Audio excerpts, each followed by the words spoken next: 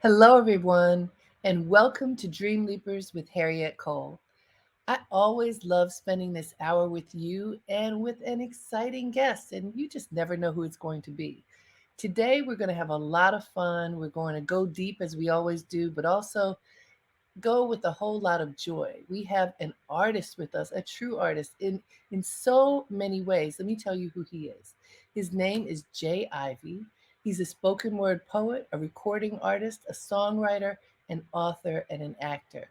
He is truly of the world that many of us know from a distance, but he has been on the inside of hip hop for much of his career, having been on many stages from Def Poetry Jam to very recently making a film with his boy Kanye West. Yeah, we got lots to talk about. So let us have him tell us about himself.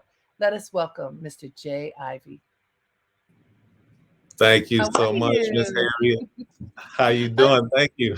so look, I was doing some research and just went back so I could, get refreshed on all that you have been doing. I Yeah. looked at one of those Def Poetry Jams and you Mm, had locks. I mean, yeah. it was like a what is it? Like a trail of a wedding dress. They were so Yeah. long. Yeah. I was draping on them. I was draping. You were draping. You were how long did you have locks? 11 years. 11 Wow. years. And Deaf Poetry was early, so that was maybe like 5 years at that point. So I had them a while. Yeah. Oh, well, 5 years they were already down your back. Yeah. So Yeah. Yeah. Yeah. how long did they end up getting? They were down to my belly. Yeah. They were Yes, down yes. there. Who says a black man can't have long hair? Come on. Hey, come on. Yeah. So from all the way back then, so that's a minute ago. But I mentioned that because you really have been in the heart of hip hop as it evolved, and I remember back in the day, working with Russell Simmons and Andre Harrell Yeah. and P Diddy and so many in various roles, and you were right there in the mix of all of that. What did it feel like being part of what we now know is an incredible international movement? Mm. Well, the beauty about it was that for myself and those that were around, we knew that we were part of something very special. We knew history was being made. We knew it was a movement. You could just feel it. We'd all been a part of some amazing things beforehand, but to I mean, when we're talking early 2000s, it was shortly after I'd done Deaf Poetry. I moved to New York. And when I landed in New York in 2002, maybe about 3 weeks after I got there is when Kanye got his record deal. So I landed right in the midst of this creative whirlwind, this movement that was happening, Wow. and we all knew that that we were a part of history. Yeah, so And it was you're from special. Chicago, right? Chi-town. Yeah. Did you know Kanye back in the day? Yes, I met Kanye a couple times here and there. We didn't know each other, but you know how it is. It's a small circuit. Even though you're in these big cities, once you start moving around in these creative spaces, you start running into the same people. And there were events where I would host. Yeah, I'm a poet, but I would host different events. And Kanye and his group, the Go Getters, were on the event. One of my buddies I went to high school with, named Mickey Halstead, he was actually the first one that introduced me to Kanye because he was the first artist that Kanye had signed.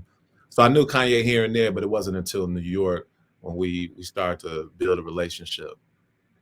Well, so, everybody wants to know what is Hmm. Kanye West like, and over the years we've seen many iterations of him, but without question we know he's a creative genius. In the early days, when you were in New York and he got his deal and things started blowing up for him, uh, as one on the scene right there with him, what was your observation of Kanye? Well, for me, it was always fun. It was always creative. I got to give a big shout out to my brother Cootie. Cootie was at the time he was documenting Kanye day to day, and me and Cootie were we would build a relationship in Chicago And then he had moved to New York, and he was actually one that encouraged me to move to New York. So when I landed, I'm getting with Cootie every day, and he's documenting Kanye. So now it's this Chicago crew that was starting to come together, and it was fun. He was creative. Kanye, I mean, he a cool dude. He a funny dude. He's definitely a genius. Like to be in the studio with him and watch him work, and to see how fast he works, to hear what he comes up with. You know, he'll have a melody, or he'll kind of hum a couple little lines, and then it turns into this hit song right in front of you. Right in front So of you. it's Okay. like it's incredible. It's incredible to see. And he was always somebody who had big dreams. He was very Mhm. determined, and he was even more determined to make sure nobody stopped his dreams. So I was able to witness a lot of that. It was amazing. I'm sure that was inspiring for you too. Absolutely. So, when did you know that you were a poet, and when Mm. did you have an inkling that you could be a poet who who made a living as a poet? Because Yeah, those are very different things. very different. Very different. So I started performing in high school. My English teacher in high school, Miss Argue, she made me do my first show after a homework assignment. And it my first time on stage, I got a standing ovation. Instantly my life changed. Instantly I went Wow. from this shy broken kid who lacked confidence and who had to disappear in the room, to this person who realized, wow, I do have a voice. People do see me. They showing me love. Like it was amazing to see that switch. And then from there I was chasing that feeling. I fell in love with performing, which lit a fire to write more. And then I started falling in love with writing. And I started to realize that I had a gift. And then I had my mother, who was always encouraging me. She was actually my first publisher. She was a nurse, and she was a supervisor at a dialysis unit, and she published my poetry in her newsletter. So Oh, I had an amazing village around me, friends, and my friends' parents. They all just encouraged me, and I just kept going. It's like one thing led to the next, and then I remember the time. One show would lead to the next, but I remember the time when somebody gave me like $25 to do a show, and me being shocked. Like I was like you gonna give me money you to do paying this? me? like, like, like it really hadn't crossed, like the business aspect had not crossed my mind. It was wild to me that somebody would actually pay me. And then, over time, the money started to increase, and then I found myself doing different jobs, whether it was deaf poetry, or something for NBC, or Sunday Night Football, or all the or acting and doing music. And now I'm on the College Dropout doing a record with Kanye and Jay-Z, and then I meet John Stevens, and I named him John Legend, and it was all these different Okay, so things. wait, you just Yeah. said a whole bunch of stuff. We need Oh, to go yeah. back and break some of that Okay. down a little bit. So I Okay. want to Okay. actually go back. I want to go back even further Yeah. because and let me just give you for context. So Dreamleapers, that's the name of this show. Yeah. What I do is on this show is to bring people who have manifested their dreams so that Hmm. people can learn and be inspired to manifest their own. In the workshops and classes that I offer, the whole purpose of this platform is to help people access and activate their dreams. Mm. And what we know, and I know you know from your career, there's so many obstacles that can stand in the way, so many things that can make us believe that we should not, ooh, what do you think your dream is? It's valuable enough for you to pursue. And so I want to break down some of the things that you just said because I feel like people will really benefit. So in your book, which Mm. I have been listening to as an audiobook, and because you're a poet, I want to recommend to folks that you listen Yes. because there's music and the way you deliver it is so beautiful. Remind me of the name of your book. Dear Father, breaking the cycle of pain. Dear Father, Breaking the Cycle of Pain. So there is a part early on where you describe yourself. And Mm. a moment ago you described how good it felt to be seen and acknowledged. But you describe in your book, because you're tall and you were always tall, and how when you were really young. I think you said you were 2 and you were as tall as a 5-year-old. So you were noticed when you Yeah. were little, but it sounds like which is I think quite normal. It sounds like it took you a while for your being noticed to be a good thing. Yeah, I was very naive to my presence. I was Mm. naive to my gifts. I was naive to the love that I exuded and that was poured into my life. I really just didn't see it until much later, and it was really poetry and performing that really opened my eyes to a lot of those things. But early on, yeah, I was just a young kid, south side of Chicago. My folks had divorced, and I think that not think, but I know that left a huge void in my life. I think subconsciously, it that abandonment that I was feeling, that lack of confidence, that feeling like, oh wow, like my father's not here, like I don't like, man, I'm not good enough. Like I had all those feelings in the back of my mind, and over time I started to grow through those hurdles, that pain, the hurt, and poetry really helped me manifest a lot of my dreams. I have an album right now called Catching Dreams, and it was poetry that gave me vision, it gave me purpose, it gave me something to reach for. And in that reaching, it broke down a lot of those layers that I didn't even realize were there early on. That's something, well, I call myself a writer first. Yeah. And very early on, I was writing poetry. Mm. But what I would do, I would write the poetry and hide it in a shoebox in my closet. And never have I published poetry. I published a lot of things, but never Yeah. poetry. And I think, you know what, in part, and certainly in your poetry, I mean, you go all the way straight into the soul Mm. and release so many truths that while they are yours, they speak to so many people. I think that's why it's been so successful for you, because your messages resonate with so many. Mm. And to, as you described, coming from the south side of Chicago, which, you know, there's a stereotype for a reason. It can Yeah. be rough. It can Yeah. be rough. Life is not easy necessarily. And, for a young black man, particularly challenging. And we know that in Chicago, even now, maybe even more now than when you were a kid, it can be perilous. Uh, Mm. did you, as a child, were you afraid for your life? Absolutely. Absolutely. Absolutely. They were so grew up on the southwest side. And when I was coming up, I remember like starter coats and Jordans being something that folks were getting robbed for, shot Mm, for. My mother, she wouldn't let me go to the park to play basketball. She wouldn't buy me those Jordans and those starter coats. She sure. refused because she didn't want to see me become a statistic. Then I had And uncles. was that hard for you too? Because as a young man, status symbols are so important. Yeah, I'm sure you wanted those things because that yeah, that meant you were part of you were a cool dude. yeah. I wanted to be one of the cool kids, and I couldn't. I had to wear the pro wings. It's like, it just was that wasn't cool. The pro wings But were she not was cool. saving your life.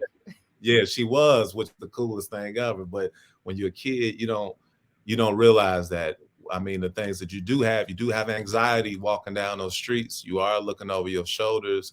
You are trying to avoid the bully on the block. It was all these different things. Gangs were always heavily in presence.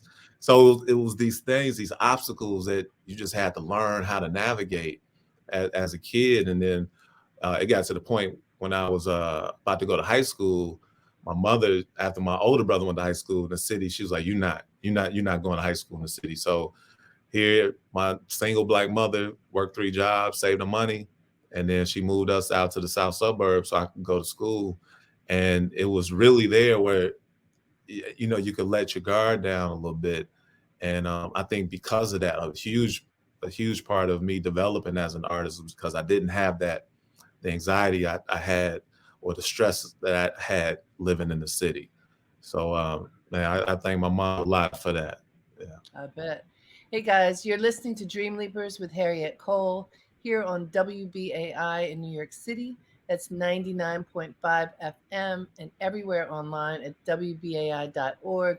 We are talking to spoken word artist, poet, author, actor. He's doing so many things, producer, so many things, Jay Ivy, and we are just enjoying this conversation with an artist who came out of Chicago and who has made it and is making it, and is just sharing a lot of joy with us about his journey, which I hope is inspiring all of you who are listening as it is inspiring me, because he's part of a movement that started in the late 90s that got a lot of traction in the early 2000s and became an international phenomenon that has changed the world: hip hop.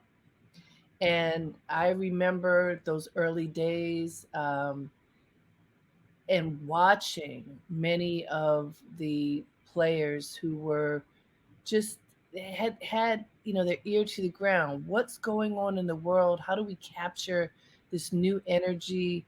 The way that storytelling was changing, uh, the way, using video to showcase storytelling in a different way.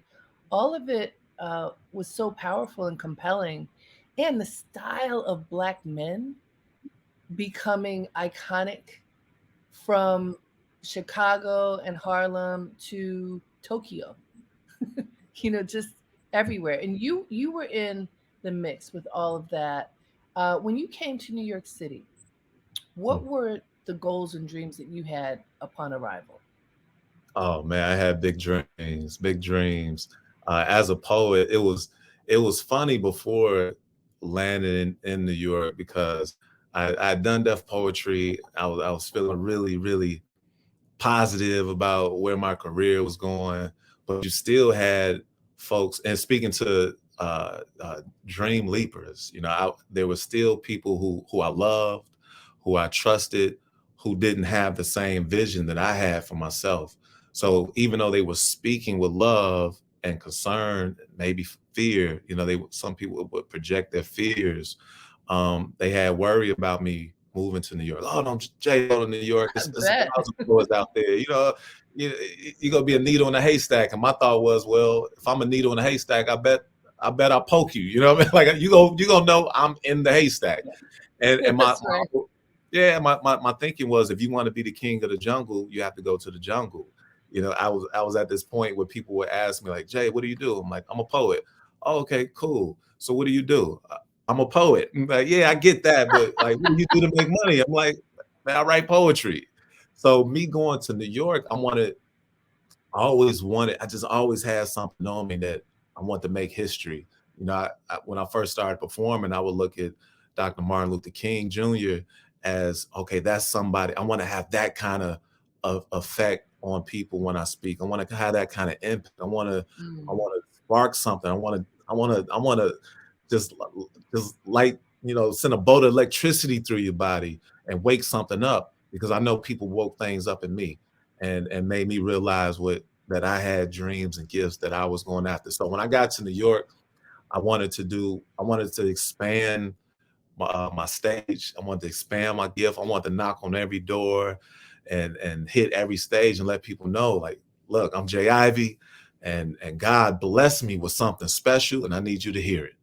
And whether that was uh, getting on the album, whether that was getting on TV, whether that was performing at a party or on a street corner, I just wanted to share this gift. It was just something on me that, like, I knew it was something special. I had seen the effect that it had on people. I was like, okay, I got to get this out more and more. So really, my whole goal for going to New York was to touch the world more and more. That was the goal. It still is. It still is. And so coming with your poetry, with the goal, with clear vision, and vision is so important, folks, because Yeah. if you have a vision, you have a chance of sharing that vision with others. One of the people who I think in of all the people that I've met, the most profound visionary I ever met was Prince. And Mm, I worked with him for a year, and it was mm, unbelievable. He would look at a person, see their gift, and see 10 years down the line and mm, call it and say, Can't you see it? Like, it's so obvious. This is where this person is headed." Like with Misty Copeland, for example, she was a soloist at American Ballet Theater. And he's like, It's so obvious that she's a principal dancer. Doesn't everybody see it? And wow. it was like he could see through time Mm. to what would be unfolding, and had an impatience. Well, like, why isn't it unfolding now? But I think that that vision that you had coming to New York, and like, I just have to show you. If you see it, you'll understand, because I already saw people understand. It's not like my ego, it's my gift, and I want to offer my gift. So tell me, as you offered your gift, because we know in the creative world, not everybody appreciates the gift at the moment that you'd like for them to. Like, rejection is part of life, and it's certainly part of the creative experience. How did you manage rejection when it did happen? I guess I had experienced so much rejection in Chicago that I knew it came with the territory. Well, Okay, growing up, my grandfather would always say, "If you can make it in Chicago, you can make it anywhere." I And believe Chicago, that. yeah, and there was so like the opportunities were so limited for artists that when you hit something, it was like, okay, man, struck gold. So getting to New York, there were a lot more opportunities. The no's did come. The no's did come, but I knew, after that 999 no, I'm gonna get that yes. I'm gonna get that All yes. And right. it was more so the love that just kept me moving in it. It didn't matter if money was in the bank or wasn't in the bank. I knew everything was gonna be all right. And I knew that I just couldn't stop. I'm like, I have to keep going. And even when I got to those points where, man, maybe I should throw in the towel, like this is exhausting, I'm Hmm. tired. Then that's when, man, a phone would ring, Yes. I would have an awakening, an opportunity would come my way, something would happen to recharge me and keep me going. And that was the key. It was just like keep going, like keep going. And I saw a lot of amazing artists that didn't keep going. I Oh, mean, yes. incredible artists. Hmm. And I get it. I understand the feeling. But for me, it was I just couldn't stop. I knew I'd been put here to do this, and I couldn't see myself doing anything else. Now, d- did you ever do other things to support your art? Like, did you ever take a job of any kind? Yeah, so before New York, me and my wife, well, she was my girlfriend at the time, Tari Teray, we were living in Nashville, and I had a job at Dell Computers. So Okay. anybody that called that number, when the commercial hit the TV, Yes, that yes. number, if you got me, I'm sorry. I'm sorry because I don't know nothing about computers. I'm sorry. My bad. My bad. I didn't mean to mess up, anything. I was just learning about computers myself. But yeah, I had that job for a little bit. I had some promotion jobs that I would do here and there, passing out pop for Coca-Cola, Sprite, just little promo jobs. But Sure. Dale was actually that was my last job. That was back in 2002. I remember waking up on my birthday, and I had done deaf poetry. I remember doing deaf poetry and went back to work. Um, and I'm excited. So I'm telling my coworkers and my managers and the staff, like, yo, I just did deaf poetry. I was on HBO. And my manager was like, hey, we got calls in queue. like, all right, we Right. got calls in queue. Yeah. And I remember a little bit after that, waking up on my birthday, and I looked at the clock. I was like, man, forget that job. I was like, I gotta invest this time into me. If I don't invest into me right now, then it's never gonna be what I want it to be. So that 20 years ago was my last job. Yeah. Well, I'm glad you shared that. And it, for you, it's incredible that that could have been 20 years ago, and you've been on your own, on your 2 feet, doing your art all this time. I just want to say for others out there who are struggling, there's, and not that you said this, but there's no shame in having another kind of job while you're pursuing your art, whatever, by any means necessary, right? Isn't that Amen. right? Yes, indeed. That's so true. So in New York, you're here. What are some of the highlights of your career as you have built your career? Man, so I mean, everyone knows. So the first thing I did in New York was I did some work for Apollo, did some voiceover work for MTV.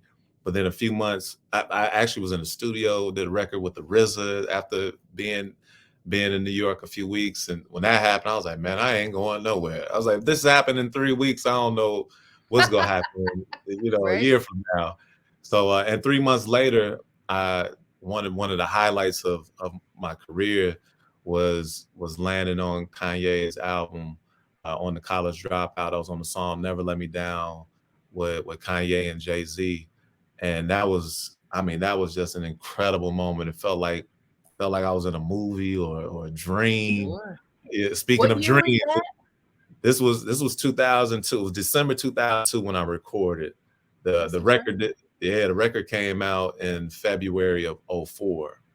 So yeah, so that was one of the big highlights. Of course, I told you I met John Stevens and How started did you calling. meet John Stevens, and how did the poet change his name or anoint him with a name? So we actually, when Kanye, he got his record deal and he got in a car accident, and then when he was in LA, he went to LA to work on music. And then while he was healing up, he was pretty much stuck in LA, couldn't travel. So folks started going out to LA to work with him. So he flew me out. He heard my verse from Never Let Me Down. Shout out to Cootie. Cootie was my guy who called me like, yeah, he's like, Kanye got this song with him and Jay-Z on it. He want to put a poet on it. And I told him he need to put J Nice. Ivy on it. I'm in Brooklyn, broke. Like, Woohoo! I'm like, yo, man, stop playing, man. I'm like, yeah, that ain't I funny. bet He's you like, were. nah, he's like, you need to get to LA right now. So he played the song for me over the phone. I couldn't hit a word. So he telling me what Jay-Z saying in his verse. He telling me what Kanye saying in his verse. So then he was like, get out here. I was like, I'm gonna find a way. I hung up the phone. My very first thought was, you need to write something right now. So I turned to a blank page that I was writing when he called me. So I turned to a blank page, wrote the title down, wrote the date down, and I wrote the first thing that came to my mind. We all here for a reason on a particular path. You don't need a curriculum to know that you're a part of the math. Then my mind went blank. I'm like, oh no, I'm like, this ain't the time for writer's block. So I started banging on the page. I was like, God, I need peace right now. Please give me one right now. So put my hand back to the page, hand start moving, writing, wrote a full page. I called Cootie back in 10 minutes, like, man, listen to this. So I did the poem for Oh, him on the phone. He was like, oh man, that's crazy. He's like, hold on.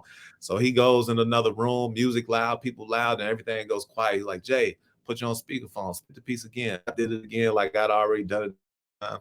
When I finished, the room erupted. I'm in Brooklyn, broke, like, what's up? What's good? Like, woo! and then Kanye was like, man, Jay, spit it again, did it again, spit it again, did it again. Did the piece for like a half hour, like a minute long. So I did it over and over and over again.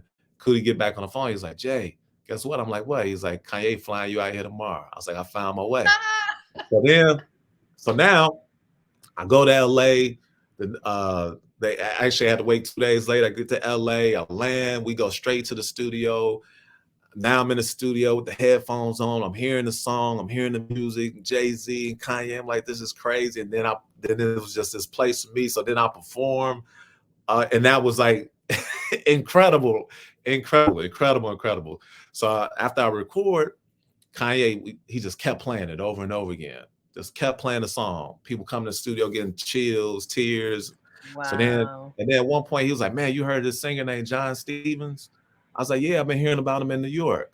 He's like, let me play you this song. So he plays this song by John Stevens. I was like, man, this is incredible. I'm like, oh my God, it was just soulful, had this old school feel. I was like, this is incredible. So an hour later, John Stevens comes in the studio. I didn't even know he was there. So I'm surprised. Like, I was like, oh, what's up, man? I'm Jay Ivy. I'm a poet from Chicago. I was like, I heard your music, man. I was like, it's amazing. I was like, it sounds like the music from the old school. It sounds like that music my folks used to listen to back in the day. I was like, dog. I was like, you sound like one of the legends. I was like, you a legend. I said, matter of fact, that's what I'm gonna call you from now on. I'm gonna call you the legend. So I started calling him John the Legend, John the Legend, but it's just me and him talking. A couple of days later, we're still in the studio. We're in the lounge. There's like 10, 12 of us in the lounge. Kanye, Tari, Cootie. And then in walks John Stevens. Everybody shouting him out. John Stevens in the building. John Stevens in the house. What up, John Stevens? And I was like, John Legend.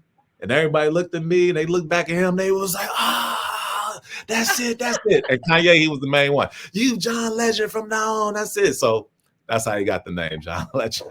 What an incredible story. Isn't that great, Yeah. y'all? Look, you are listening to Dream Leapers with Harriette Cole here on WBAI in New York City. That's 99.5 FM and everywhere online at WBAI.org.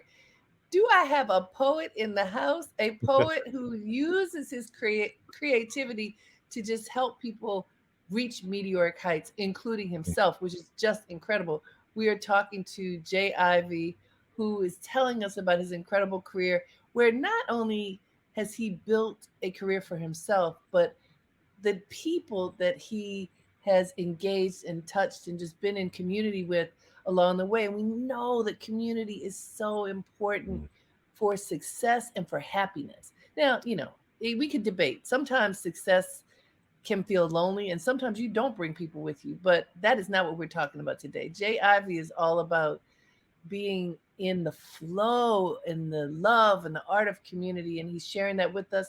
He named John Legend. Did y'all know that? I think that was a little pearl that we just learned, that Jay Ivy, the Little you Black know History.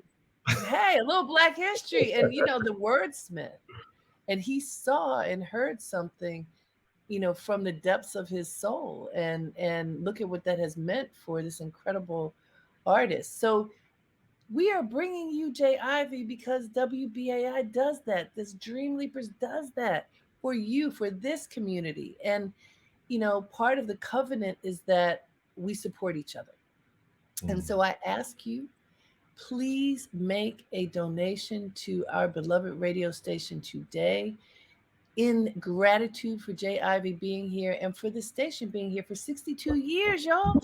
We survived COVID. yes. Just that alone, as you know, this is almost 2 years of the worst kinds of experiences for so many people and so many businesses that have not been able to be sustained. And WBAI, supported only by you and me, by this community, is alive. So please make a generous donation today. You can call 212 209 2950. You can make it in honor of Jay Ivy being here. Say that you can tell them that you were listening to Dream Leapers and that you want to make a donation right now. You can become a BAI buddy, which means you make a donation every month. We know how important it is to pay that monthly electric bill and phone bill. We need to pay ours. So does WBAI need to pay ours. You can help us do that or make a one time donation. Whatever your heart compels you to do, we need you to be part of this community. 212 209 2950. And also, you could go online at give2wbai.org. That's the numeral, give2wbai.org. Please be generous. And you can call right after our interview so you don't miss any of the conversation with Jay Ivy. But just don't Like, forget, okay? Don't forget. pick the phone. So yeah. So I'm thinking that moment when your creativity was recognized, just even in honoring John Stevens with the name John Legend, and look what it has meant for you. That had to mean a lot. That like the essence of your soul that came out anointed this man, and it means a lot that that came out of you. Yeah, it's I give it all up to God. Like God has always placed me in just the right place, right time. Like you said, we're a village, so to be surrounded by the right people, brilliant, incredible people along the way. And it's always been moments like that, something leading to the next. And my curiosity just always has just driven me to ask, like, what's next? What there's more to do. There's more to do. So it's a blessing. It's a blessing. And you have done so many things. So I just want us to talk about some of these other things. I asked you about highlights, but I'm going to go back and forth because I want to make sure that people get a sense of how full your career has been. You are going to be on this new hit TV series, Grand Crew. That's coming up Yeah. your episode is coming up in a few days, right? Yeah, February 1st, Grand Crew. Check out your boy Jay Ivy. We out here. Okay, NBC so is gonna be on NBC. Yeah, that show is funny. it's hilarious. The Who show are is you playing? hilarious. Who are you playing? Man, what is my name? I forget my name. I Well, just what's the say Jay for character? now. The character, he's just this quiet guy who goes to the bar. 'Cause if you've seen Grand Crew, they go to this bar and hang Mhm. out, and he's this quiet guy that keeps himself in the bar. But what they don't know is that he has a way with words. So that's what you're gonna see a little bit of on uh next Tuesday on February 1st. That's right. And then you were recently nominated for a Grammy for your Yeah. latest album, Catching Dreams. Tell us about that. Yes, indeed. I'm super excited. So I'm nominated in the Best Spoken Word category for my album Catching Dreams Live Before Night Chicago. I'm nominated alongside LeVar Burton, Don Cheadle, Dave Chappelle, Amir Suleiman, Barack Obama, and That there's is Jay some good Ivy. company, my brother. Yeah, we That's had some look, real good that's company. incredible. Whether Yeah, you so win or not, you've already won.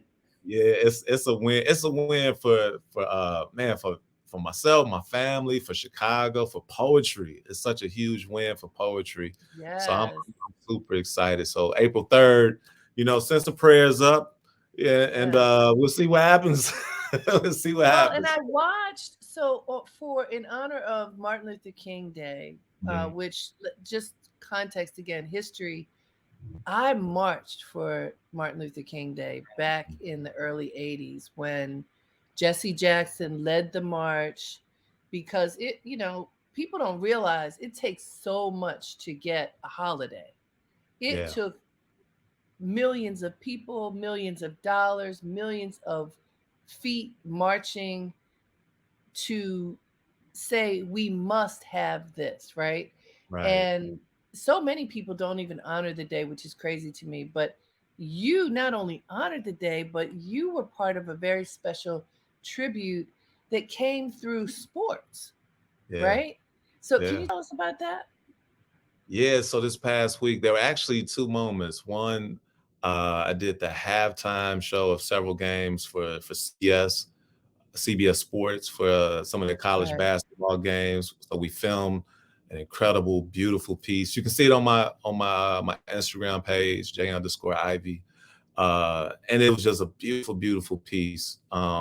First game was the Kansas West Virginia game, and then that Monday on Martin Luther King Day, on Muhammad Ali's birthday, which was Monday, I That's had the right. pleasure of being the halftime entertainment for the New York Knicks at Madison Square Garden, and that Woohoo! was come. Oh my God, that was a moment in time. Like I'm still floating. I'm still floating because So, we got talk the about call. that. Madison Square Yeah, Garden is ginormous. I mean, to enormous. be it's so big. And when you get there on stage, it's like, oh my gosh, this is like one of the biggest venues in the world, right? Yeah. What did it feel like? It was electric. It was electric. It was like a dream. It was my heart was pumping 1,000 miles a minute. It felt like when I finished, it felt like I just finished running track. Like it was, it was Wow. incredible. It was a packed house. You got Spike Lee and the stars there, and just to have that moment to honor one of my heroes, Dr. Martin Luther King, and to do it with poetry, so to represent the poetry community, to represent all the poets out there. It was incredible. It was incredible. So man, much love to Madison Square Garden, to the Knicks, to New York Sure. City. That was an incredible feeling. So tell me something. Now, this has been many years that you've been, on the main stage, Yeah. uh, offering your artistry, do you ever get nervous? And did you get nervous when you walked onto the stage in Madison Square Garden?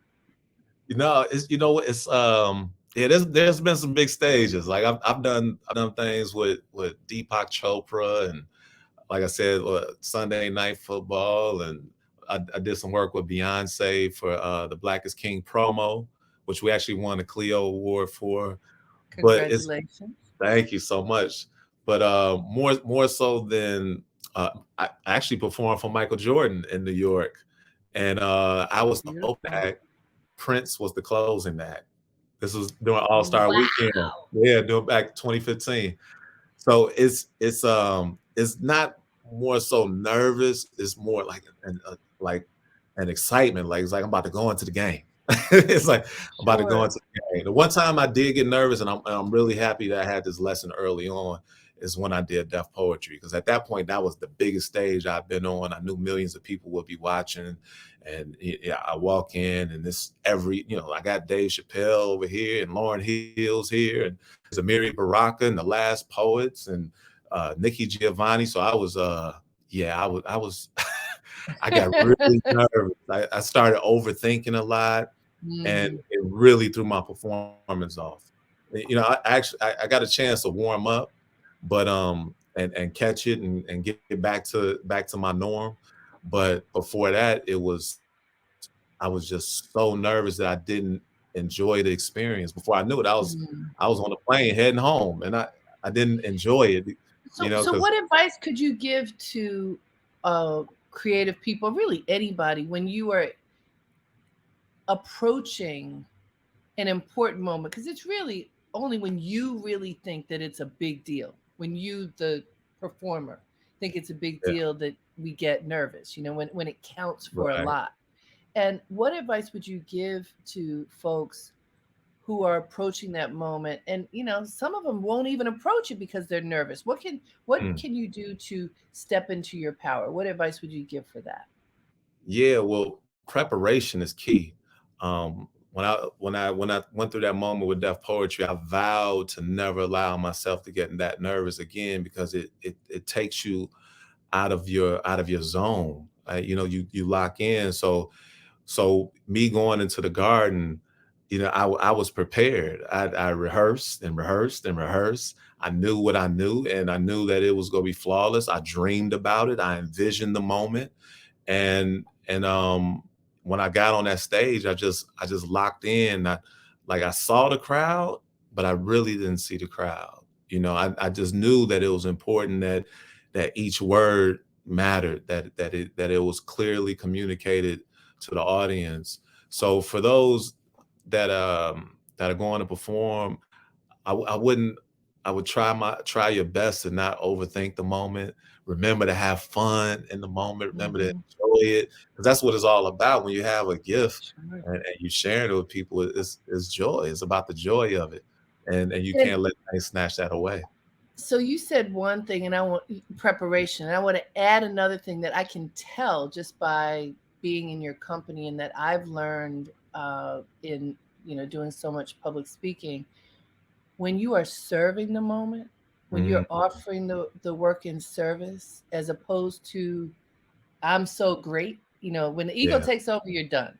But when you offer it in service, then it's grounding. And I mean, that's the energy that you give. Do you do you have a spiritual practice that you do before you go on stage, or what keeps you grounded spiritually? Yeah, like before, and I'll take it back to the garden, and this is every performance. I go into prayer, and I ask God humbly, like God, please, like, use me. Let these people hear you through me. Like, use me, use me, use me, please. Let it be a flawless moment of love and passion, and that's for me. That's always been it. I don't take any moment for granted. I don't take this moment for granted. I'm so grateful to be here talking with you right now. So for me, it's just always knowing where it comes from. I know that I've been given something. So since I've been given Yes, this, a I gift. want, It's a gift. yeah, it's a gift. They don't call it a gift for no reason. It's That's a right. gift, That's right. you know. And since I've been given this gift, I thank God for the moment, thank God for the gift, and I just ask Mhm. that I'm used in His glory in the moment. That's so beautiful. Hey guys, we are having the honor and privilege of talking with Jay Ivy. He is a spoken word artist, he is an actor, he's an author, he's just artist extraordinaire, sharing his gifts and his just joy, his presence with us. And we are so grateful. You are listening to Dream Leapers with Harriette Cole here on WBAI in New York City. That's 99.5 FM and everywhere online at WBAI.org. I will remind you that we get the privilege of being here because of the gifts that we offer, the Mm, gifts of our dollars that we offer to WBAI so that we can stay on the air, so that we can have all of this incredible programming 24 hours a day. I mean, that is pretty great. I've been doing this show now for, I think this is my fourth year. It's mm, so wonderful to be able to be in this space. And, I always talk about not only are we on the radio, like I grew up listening to the radio, but we yeah. can listen online. And I have guests all over the place because we can connect using technology. And one of the things that makes it possible for that great connection, and I know everybody appreciates this when we are dealing with Wi-Fi that works and doesn't work, it's our tower. The signal is what makes it possible for us to reach each other, to be in connection with each other. And we're actually raising money right now to make sure that the tower that we rent that is living in Times Square, one of the Mm, most expensive neighborhoods in the world. That's where our tower is, way, way up high. And in order to keep our signal strong, we need to pay rent for our signal. Now we have paid up, and now we're trying to pay it forward into 2022 so we don't have that nut on our shoulders. So please give generously. You can call us at 212 209 2950 to make a contribution, whatever your heart tells you to make that contribution today. You can also go online to give to the numeral 2 WBAI.org. We appreciate you. And, I always want to know, what are the dreams that you're leaping into? mm, I have Jay Ivy here. Yes, we are celebrating him, but also he's pushing you. I yeah. want you to leave this broadcast and go work on your dream. Yes, tell folks about JIV and go work on your dream because that's what this is about. What will the world look like if we all activate our dreams? Come Mm, on now. If you mm, do what your soul is telling you to do, if you follow the message of your soul, which is the connection that you have to the divine, and you take the time to cultivate that, and your everybody who lives in your house does it, and all your neighbors and friends, what would our world look like? yeah. That's what we are supposed to be doing, and that's what Jay Ivy is doing right now. So Jay, in I want you to tell me about another project that you're working on, Hmm. which is the documentary that you're working on with Kanye Yeah. again, Yeah. and what's it called? Genius, It's called Genius. So Genius, genius. yeah, Genius, a Kanye trilogy. It's spelled Spell it phonetically. for us. Spell it for us. So JEEN hyphen YUHS. So it's spelled like it would be in the dictionary, you know. So, but genius. Yeah, And yeah, and tell it's what is it? Tell what is it? so it's an incredible film, directed by my brothers Cootie and Chike. It will be premiering. Well, it actually premiered at Sundance on this past Sunday. So the other day it just premiered, and then it'll be on air and on Netflix February 16th. We're doing a theater run February 10th, Netflix February 16th. But it's a three-part film that chronicles the life of Kanye West, but it's seen through the eyes of Cootie. So Cootie, Mm. one of the directors, uh, he was documenting Kanye early on. He had this You mentioned vision. him at the beginning of this interview. Yep. Yeah, yeah. So me and Cootie, we go back to early days, mid '90s in Chicago. He was doing comedy, but then he had a TV show, like an underground hip hop show that would come on public access, and then he came across Kanye, and Mm, he had just saw the movie Hoop Dreams. I don't want to tell too much of the movie because it's all in the movie, but yeah. he was inspired by the movie Hoop Dreams and decided to follow the career of Kanye. Just he had a vision, and he felt that Kanye could go somewhere, and he put a camera on him and was on him day to day for years. But it chronicles 21 years, so it's the Wow. story of these two brothers.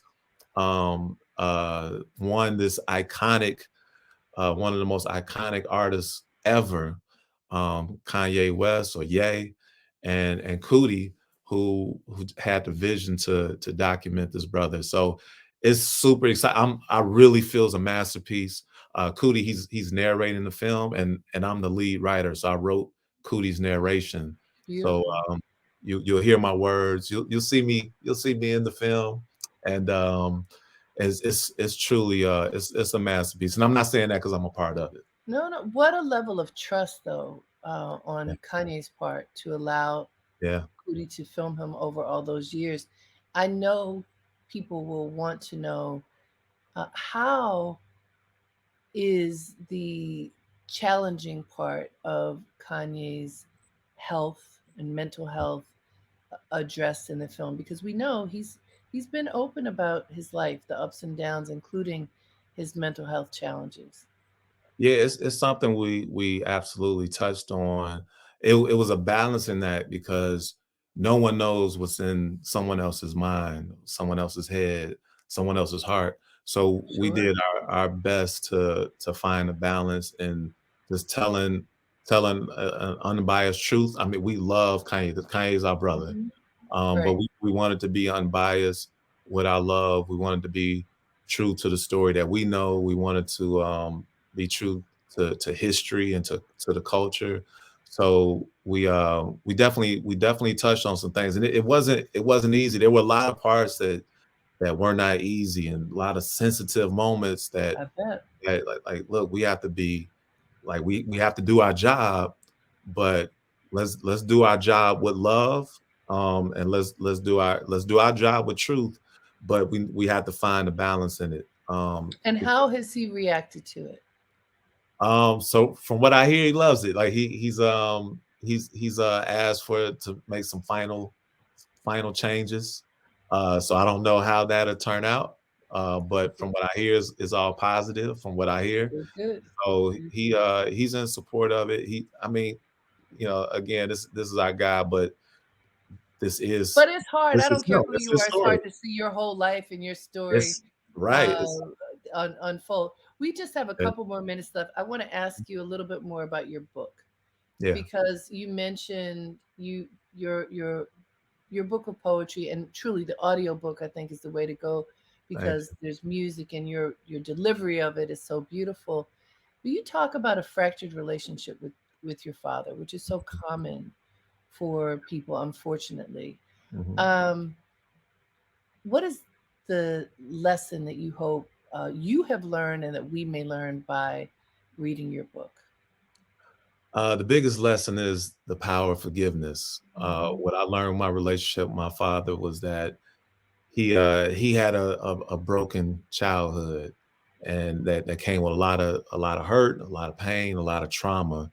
And as he grew older, my estimation is that he never dealt with his trauma, with his pain, and that pain it was carried over into the next generation. So the biggest lesson for me came after he passed, and I was left with all of this emotion and depression and anger and hurt and baggage and weight.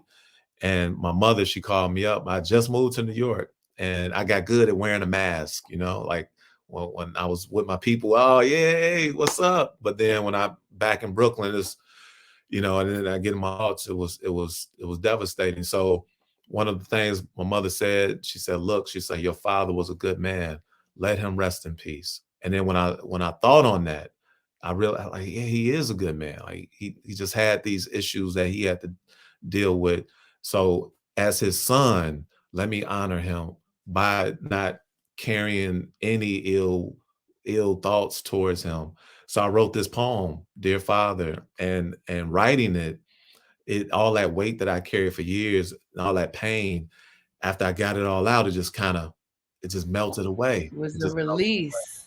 Yeah, and our relationship, even though he's not here physically, I can talk about Right. all these things that I've done, like me being on stage performing for Michael Jordan, or being there with Deepak or Kanye and Jay and Jay Z. And it's my father. I have an angel who knows my name. That's what my friend said. Mm. Like, if somebody loves you and they move on, just know you have an angel that knows your name. And Oh, my that's angel, beautiful.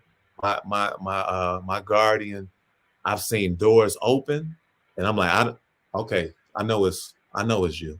I know it's you. Like That's he's showing beautiful. me signs. He talks to me, speaks to me. So the biggest thing is forgiveness, and Yes. just leading with love. Love. We need more love in the world. So There's no question about it. Thank you so much, brother. What an thank you, honor to thank you, talk to you. Thank you for all of the work that you have created and offered to us and to the universe. This is what it's all about. Harvest those gifts, cultivate them, nurture them, and give them to the universe. We appreciate you, thank Jay you. Ivy. What's the name of the album that's right now? Catching dreams. Come on, dream Catching movers. We catching Dreams. dreams. Yeah, And bam, it's been bam. nominated for a Grammy. Come Hey, on now. come on now. Catching Dreams. All Grammy right. Good nominated. luck Let's to go. you. Prayers up. Prayers up. Prayers up and prayers up for all that you are doing and will do. We look forward to following you even more closely. Thank you. Thank you so much. I really appreciate you. And much love, Absolutely. everybody. That's right. Thank you for tuning in to Dream Leapers. It's always a pleasure. Today was really extra special. I hope your heart feels stirred right now. Your responsibility now is to go out and work on your dream. Do it. You are worth it, and we need it. Until next time, have a great day and make it count.